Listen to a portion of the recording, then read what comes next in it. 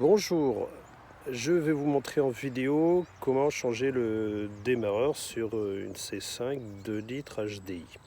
Donc voilà, ça n'a pas l'air d'être très compliqué, je vais vous montrer ça étape par étape. Donc en premier lieu, il faut ouvrir la fenêtre conducteur, fermer la voiture, laisser les calculateurs s'endormir quelques minutes. Ça m'a permis le temps de réunir les outils et après on passe à l'étape de enlever le cache, débrancher la batterie. Parce que toute opération sur ce circuit se fait sans batterie. J'ai le chat qui veut participer. Donc le cache batterie est parti. On débranche ici. Ah oui, par contre j'ai fait l'idiot, je viens d'ouvrir une porte pour poser le cache. Donc on est reparti pour 5 minutes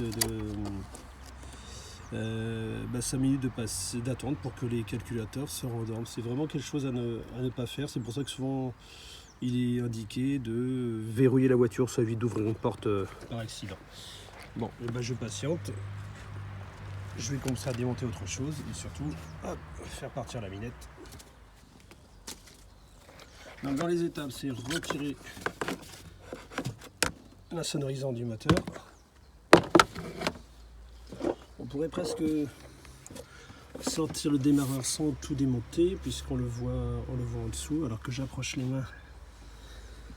C'est pas super simple. Voilà, mais bon, pour bien faire, il faut retirer la boîte à air ici, la durite de l'intercooleur. Dans les notices techniques, il est noté d'enlever la plaque sous la voiture. Je ne vais pas le faire parce que je vais passer le démarreur par le dessus. Donc le démarreur, ouais, il est derrière ma main là-bas, on ne le voit pas, il est là-dessous. Donc non, je vais le faire passer par dessus. Je vais sortir cette goulotte. Elle est tenue par un rivet qui est derrière mon doigt, là, un petit rivet en plastique. Donc la goulotte se déboîte. Ensuite, je vais pouvoir bouger ça. Je vais essayer de la garder entière, juste desserrer du collier, débrancher le dévimètre. Donc on commence par ça, débranchement du dévimètre. Je vais sortir le petit rivet avec un tournevis plat. Et puis voilà. Donc voilà le tournevis et le rivet qui est là. Alors, je ne sais pas si la mise au point est formidable, mais le voilà juste ici. Donc je le débloque. Essayez de l'attraper avec les doigts sans le faire tomber.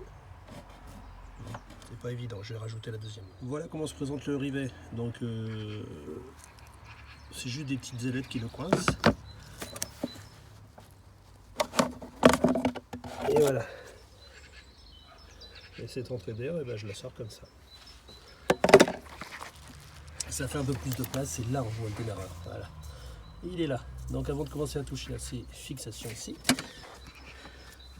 je débranche la batterie.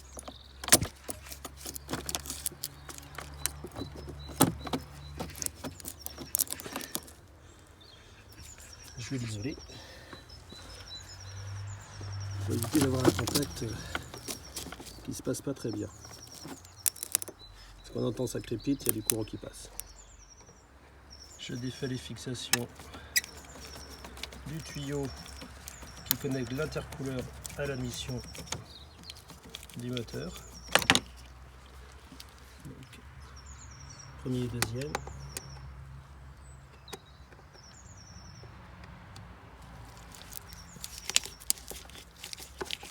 Voilà, ça se dévisse tranquillement. Je vais les desserrer suffisamment, bouger les durites et la sortir.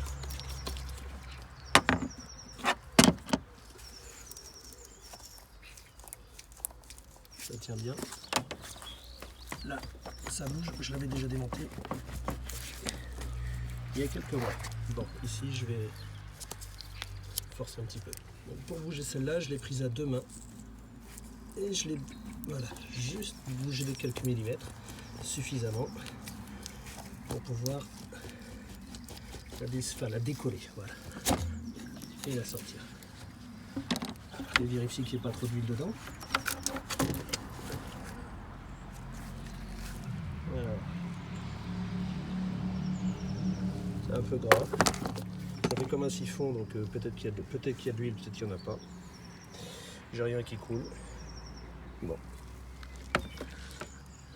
traces d'huile ici. Avant de continuer tout démontage, je dois vérifier que les 3 vis de fixation soient en 8 ou en 9. Donc eh ben, c'est du 8. Donc j'ai un embout de 8, c'est parfait. Si c'était du 9, bah, j'ai checké rapidement ma caisse à outils et je n'ai pas vu de 9. Donc j'en ai peut-être, mais pas sous la main tout de suite. Voilà, donc on peut avancer tranquillement. Donc il y a 2 connexions sur le démarreur à sortir. Celle-ci, la plus grosse, c'est un écrou de 13. Donc lui, il est connecté directement à la batterie. C'est pour ça qu'il est important de débrancher la batterie avant d'y toucher, puisque là, mon outil est relié au positif de la batterie, et si je touche une partie métallique du moteur, bah, je fais un court-circuit entre la masse et le plus. Donc je desserre juste de quelques degrés, et puis ça part. Ça se défait ensuite assez facilement, un peu au doigt et beaucoup à l'outil. Et là je dévisse la petite borne, enfin la cosse d'alimentation du solénoïde, voilà. Donc tout à l'heure c'est la puissance, là c'est la commande. Avant de défaire les fixations du démarreur, il faut que je vire le récepteur d'embrayage, parce que mes outils ne passent pas. J'ai une vis derrière, une là et une là. Et là, les outils ne passent pas. Et peut-être même que j'aurais viré la boîte à air pour la même raison. Mais je vais déjà sortir celui-là. Finalement, je fais de la place et je retire la boîte à air. Et je fais aussi tomber mon tournevis.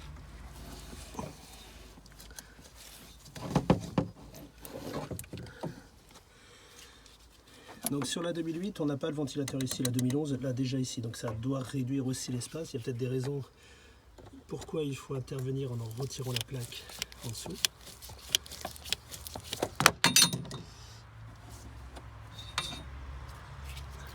Le tournevis ne doit pas rester.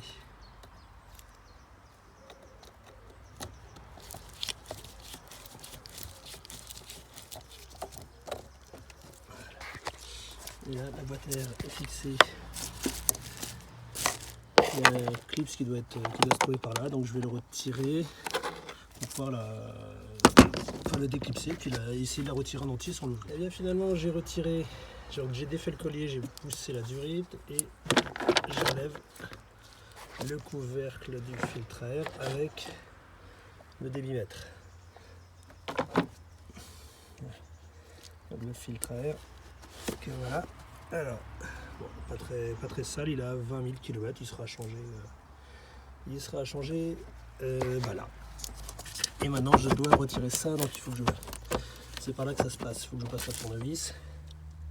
Quand vous changez votre filtre à air, démontez ça aussi, nettoyez au fond, surtout là.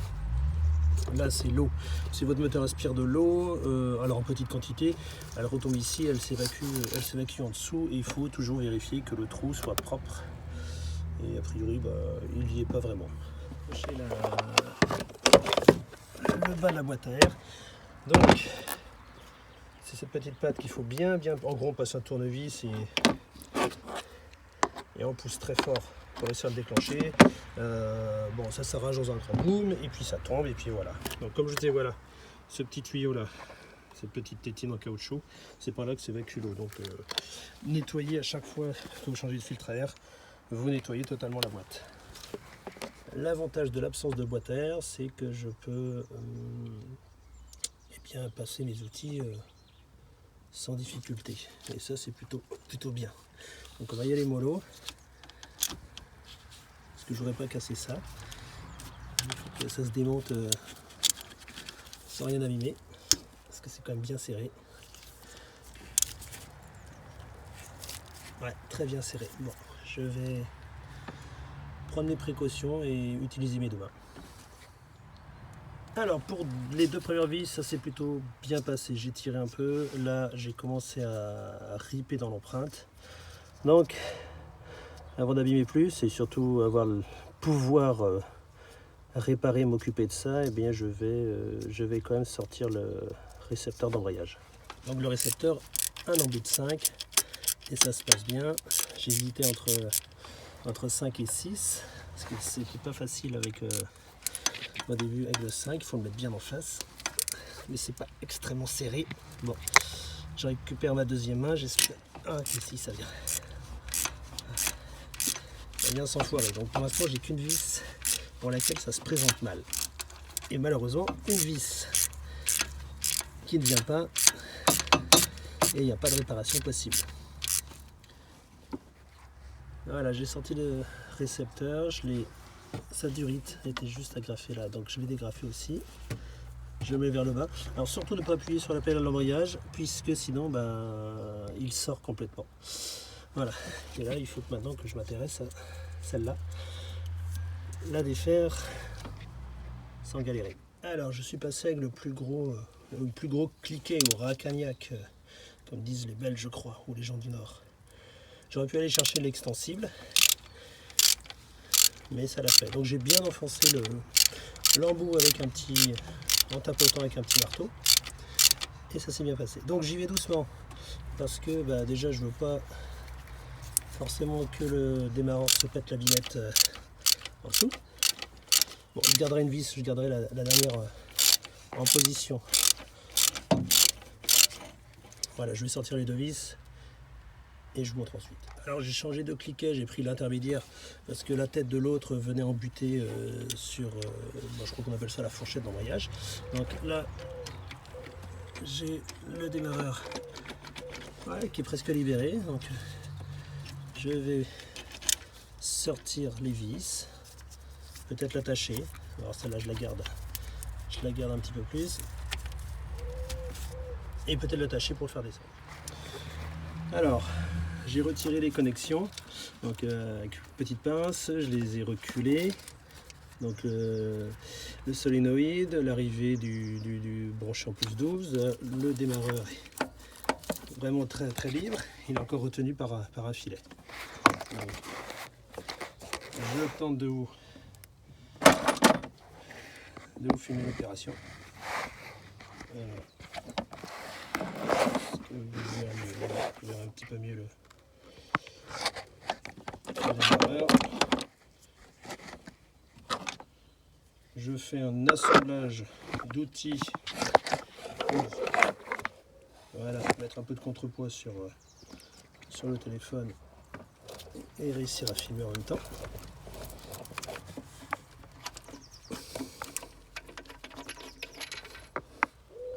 Donc les trois vis sont identiques. Alors, voilà le démarreur. Hop. Et il sort par là.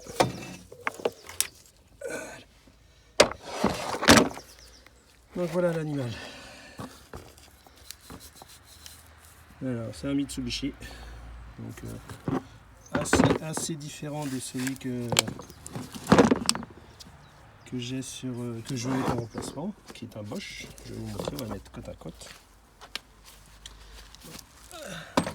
Le Mitsubishi ici, le Bosch. On va dire que celui-là est un poil plus gros, surprenant. Je vais regarder la puissance de celui-là. Bon, l'intérêt pour moi c'est ensuite après de le démonter, le réviser et puis ça serait une pièce en remplacement. Donc voilà, mais c'est vrai qu'il est beaucoup plus encombrant. Il y a différence de taille et pourtant ça correspond à ce moteur. Donc je ne sais pas si c'est une montre d'origine. Je regarderai si je trouve une date ou quelque chose. Je pense une montre d'origine, un changement. Alors, quelque chose qui me fait penser que ce démarreur a déjà été changé ou en tout cas démonté, c'est qu'ici j'ai la petite douille de centrage, voilà, qui est sortie. C'est-à-dire qu'elle était restée dans la boîte. Alors j'avais aussi cette patte qui était mal posée, donc je ne sais pas si elle avance, je ne sais pas comment elle va. En tout cas, donc cette douille de centrage va ici et se pose sur le démarreur. Non, je vous dis une bêtise, elle est très bien à cet endroit là, mais je vais la récupérer et la monter sur le démarreur, parce que si je la laisse là et que j'enquille l'autre démarreur, voilà, c'est qu'elle va rentrer à l'intérieur. Donc avec la pince je la récupère. Donc voilà la petite douille, bon, c'est une goupille, hein. Donc c'est un anneau métallique qui fait un peu ressort et qui est fendu et il coince. Et ça va dans la fixation du milieu. Ça va ici. Donc je vais la mettre. J'en suis au moment où je vais reposer le démarreur. Par sécurité, je vais défaire cette prise pour repousser le faisceau, puisque mon nouveau démarreur est quand même beaucoup plus gros, même s'il vient par là, je ne voudrais pas qu'il tape ou qu'il tombe. J'avais dit que j'attachais l'ancien, puis tout qu'on fait, je ne l'ai pas fait. Voilà. On va remonter ça.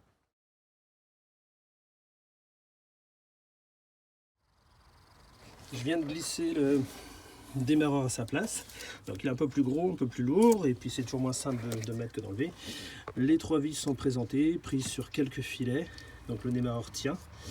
Je vais rapprocher toutes les vis, pas les serrer complètement, brancher électriquement le démarreur, donner un tout petit coup de clé, en branchant comme les sondes qu'il faut, juste pour qu'il se sente. C'est un conseil qu'on m'a donné. On m'a dit voilà, tu le présentes, tu approches les vis, tu ne serres pas, tu ne bloques pas, tu donnes un coup de démarreur et ensuite tu finis par bloquer. Alors pour vous montrer qu'il faut, alors je pense que le conseil qu'on m'a donné de ne pas serrer à mort, juste approcher les vis, et ça permet de voir que voilà, même approché, ça se balade. Voilà, les fixations ont un peu de jeu. Donc je vais les rapprocher encore pour qu'il y ait moins de jeu, mais juste, parce que là il n'y en a pas, enfin je veux dire, il peut se mettre dans une position, il retombera. Mais je vais, voilà, juste pour voir si à quelques millimètres près il s'installe à la bonne place. Les fixations sont approchées, même un peu plus serrées que tout à l'heure. Connexion électrique de puissance aussi, le solénoïde aussi. Donc là je vais brancher la batterie, je remets la batterie. Alors, hop. Ouais, ça gigote. Alors, est-ce que ça peut y aller? Voilà. Ok. Et puis, eh bien, pour tenter de faire tourner le moteur sans mettre la clé, je vais essayer de passer par là. Alors, ça va faire des étincelles. Un petit peu d'étincelles, beaucoup d'étincelles. Ça me plaît moyen cette affaire. Alors, que je vous filme ça. Ça peut valoir le coup. Alors, est-ce qu'il va marcher ce démarreur ou est-ce qu'il est pourri? Voilà. Ça commence à tourner mais pas plus. Voilà. Bon. Eh bien, il a tourné. Donc on va dire qu'il est en position. Maintenant, je resserre, je remonte le tout. En tout cas, vous avez vu comment on peut faire tourner un démarreur sans aller au contact. Voilà. Si j'ai mis le contact et je fais ça, la voiture démarre. Mais là, j'ai pas mis le contact. Donc c'est parti pour le remontage. Je remets la sonde. Alors, je crois que c'est la sonde niveau d'huile. Voilà, ça va être ça. Niveau d'huile ici.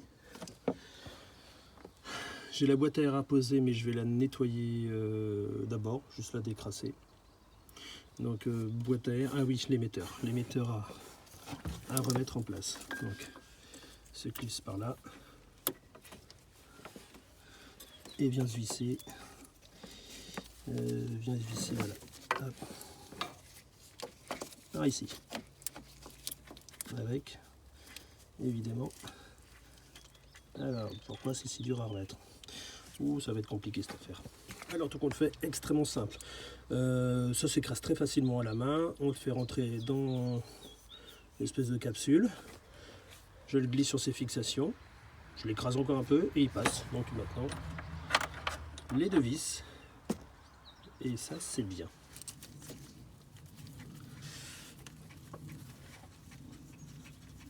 Je les visse à la main. Tant que c'est possible de le faire à la main, j'y vais, ça va plus vite.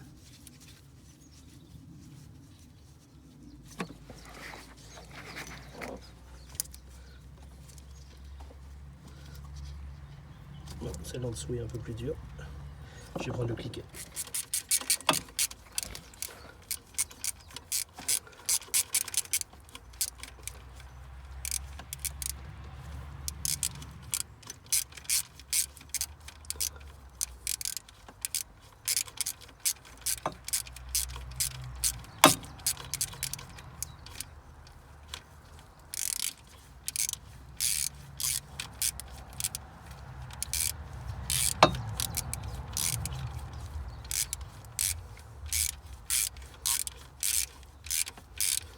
Donc voilà, comme ça vous aurez vu quasiment toutes les étapes pour changer votre démarreur.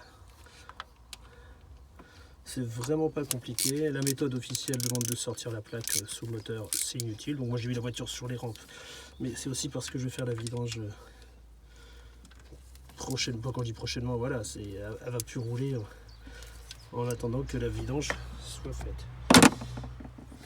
Donc il me reste la durite à poser, la boîte à air, le débitmètre et rangeur et brancher ça, et puis l'aspiration d'air qui vient là. Donc je m'occupe de nettoyer la boîte. Et pour nettoyer la boîte à air, il faut déclipser cette partie là. Donc le clip c'est là avec la languette tournevis et ça se déboîte. Bon, et bien je m'agace sur la boîte à air que j'arrive pas à vous montrer comment la séparer.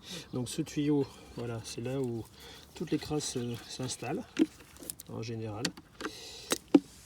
Et par là que l'eau fuit.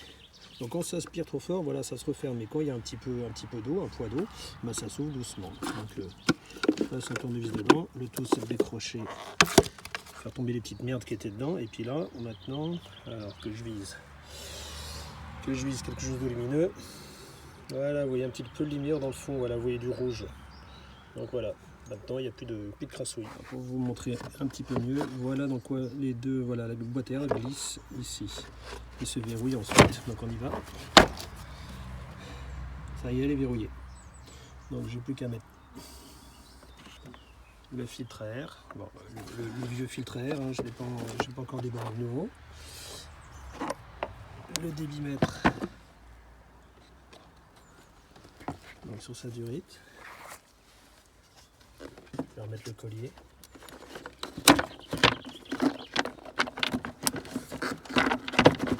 Voilà, tout le monde s'emboîte. Ok, ça me semble plutôt bien.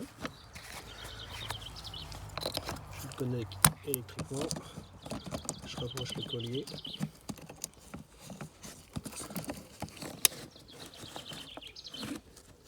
Voilà, je mets le collier comme ça. Et puis, je vais avoir cette durite aussi. Alors, je ne sais plus dans quel sens ça va. Est-ce que c'est comme ça ou est-ce que c'est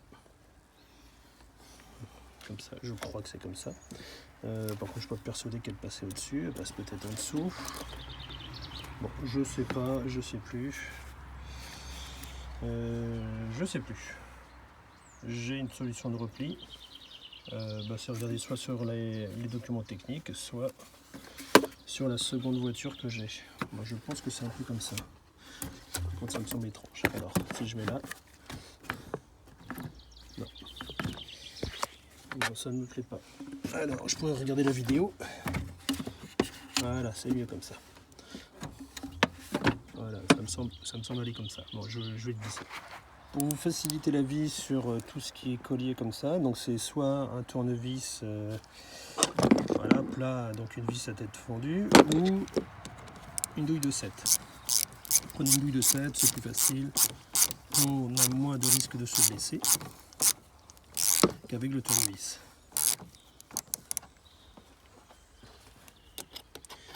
Voilà, et ça dérape quand même beaucoup moins. Bon, c'est un défaut, c'est qu'on appuie fort, enfin on risque d'appuyer sur la tête de vis et le collier tourne un petit peu. C'est un des seuls défauts. Sur cette voiture, j'ai aussi regardé le circuit de vide, donc tous ces petits tuyaux là, puisque j'ai un défaut de puissance. J'ai un manque de puissance au niveau du turbo, donc la géométrie a priori n'est pas bien pilotée. Quand je la bouge à la main, elle est mobile, donc ça peut être l'électrovanne, ça peut être un raccord fêlé, une durite fêlée, la géométrie qui ne marche pas, enfin, il y a plusieurs choses qui peuvent rentrer en compte. J'ai bien un défaut, je crois que j'ai eu un défaut, voilà, j'ai un défaut de consigne, la valeur du turbo n'arrive pas à la consigne. Alors, je pourrais changer l'électrovanne qui se trouve derrière là, et me dire que c'est ça, mais bon, c'est pas ce que j'appelle indirect, c'est changer une pièce et en se disant c'est peut-être ça, bah, c'est pas du boulot quoi. Donc Donc pour l'instant je roule avec, elle roule très bien comme ça, mais je vais investiguer plus profondément. Donc j'en suis quasiment 100% du remontage. Il restera bien sûr le cache du moteur, le cache de la batterie à mettre. Là j'ai le petit rivet à glisser. Donc je le ferai avec mes deux mains. Et puis ensuite, le démarrage à proprement parler, pas juste un petit coup de lanceur comme je l'ai fait tout à l'heure. Donc on voit pas bien, il faut aller chercher voilà, au fond. Donc il faut que je torde un petit peu les doigts, que je force. Alors je vais lâcher le téléphone, ça m'évitera de faire tomber le rivet. Alors ça va être le moment du premier démarrage. Voilà. Au niveau du correct, c'est que a priori j'ai déjà bien branché la sonde. Je débraye, bon ça marche, et on y va. Oh, impeccable. Tourne bien ce démarreur.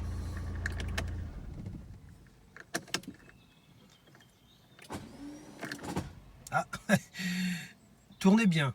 C'est vraiment pas de bol qu'il ne marche pas.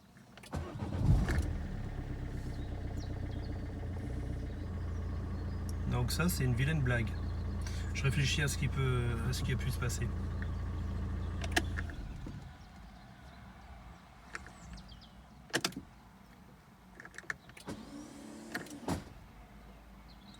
Petit problème de... Eh ben je ne sais pas. Je vais regarder pourquoi il n'entraîne pas. Donc j'ai acheté ce démarreur d'occasion et c'est pas forcément une très bonne chose. Il a toujours marché en test, mais là il m'a pas l'air d'être très bien. Alors conclusion, donc ce démarreur d'occasion qui devait me permettre d'être à peu près tranquille le temps que je révise l'autre n'est pas forcément une très bonne affaire. Bon. Je ne vais pas le changer tout de suite, mais je vais réviser l'autre très rapidement. Donc bilan de l'opération du changement de démarreur. Bon, vous avez vu, c'est pas quelque chose de compliqué, il faut pas beaucoup d'outillage, un tout petit peu de méthode, quelques précautions. Voilà, c'est presque à la portée de tout le monde sur le 2 litres HDI 407 C5 et j'imagine sur d'autres modèles aussi. Acheter une pièce d'occasion, c'est un peu jouer à la loterie. Je vais quand même appeler le vendeur, même si ça va faire un mois que je l'ai acheté, je crois.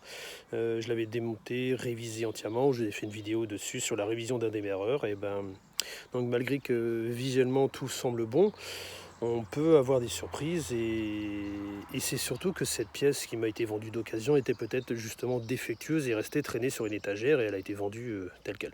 Je ne l'ai pas acheté cher, mais même pas cher pour quelque chose qui ne marche pas, c'est toujours trop cher. Bon. Voilà, ça c'est le sujet. Sinon, comme vous avez vu, opération simple, des démarreurs, il y en a des pas très chers.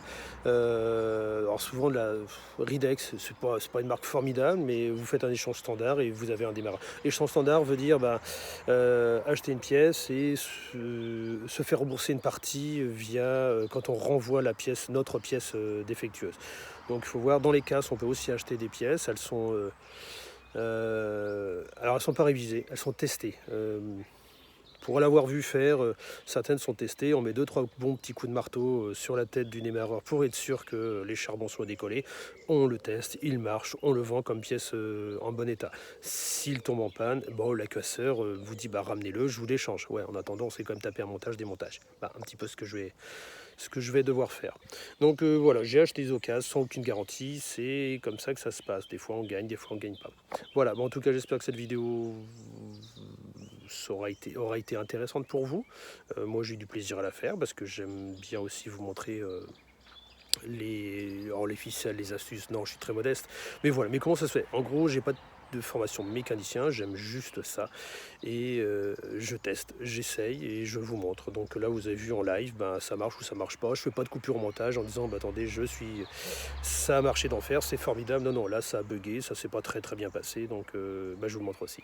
Voilà, merci à vous, abonnez-vous, n'hésitez pas à mettre un commentaire si vous avez une question, je vous répondrai avec plaisir.